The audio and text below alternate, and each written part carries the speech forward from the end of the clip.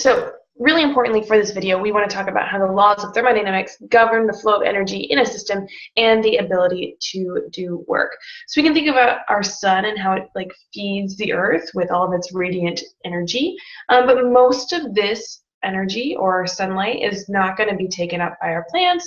It's going to be unused by organisms and lost as heat and heat of evaporation. And so there's a very, very small percentage that's actually captured in plants. And we're going to talk about how this can lead to some interesting things. So our first law is that the law of conservation is the law of conservation of energy. Now there's actually 4 laws of thermodynamics, depending on who you ask. There's the first, second, and third law, and finally a 0th law, but we're only going to talk about the first and second today.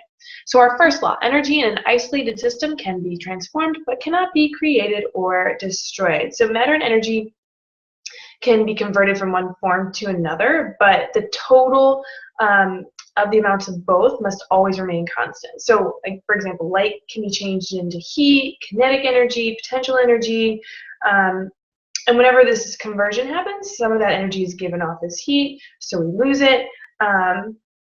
And yeah, so as we look at this system right here, we have our sun and our sunlight energy being converted by the algae through photosynthesis into glucose, which is really important.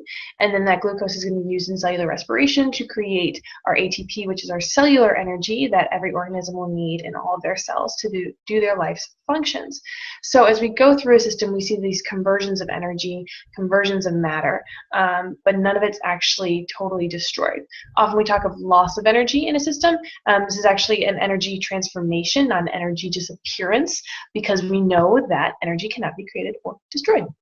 All right, so the principle of conservation of energy can be modeled by the energy transformations along the food chains and energy production systems. And we talked about that already just a little bit. Our second law is about entropy.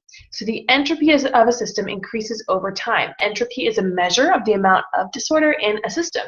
So when we talk about entropy, we talk about, for example, think about diffusion of molecules. If you spray Axe body spray in one corner of a room, it will diffuse over the entire room over a period of time, and that's an example of entropy. An increase in entropy arising from energy transformations reduces the energy available to do work. So again, we talked about heat evaporation in these different processes, and that is part of entropy as well. So we're losing a lot of energy all the time, and sometimes we just call this law how that entropy rules, or entropy increases. And this is going to be random unavailable energy that organisms can no longer use. So let's look at this diagram here. We have, for example, 1,000 joules of light energy coming from the sun to this particular plant.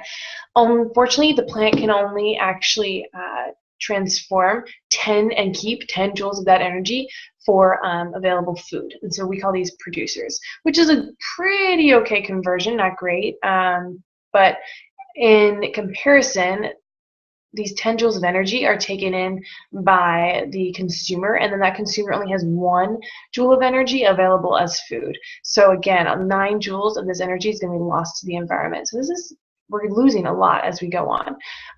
The lion, who consumes this primary consumer here, will again only get 0.1 joules of energy from this particular organism. And as we go up, say the lion was eaten by something else, that energy would be lost as well. So if we did the math here, say this plant can only fixate about 0.2, if we're talking about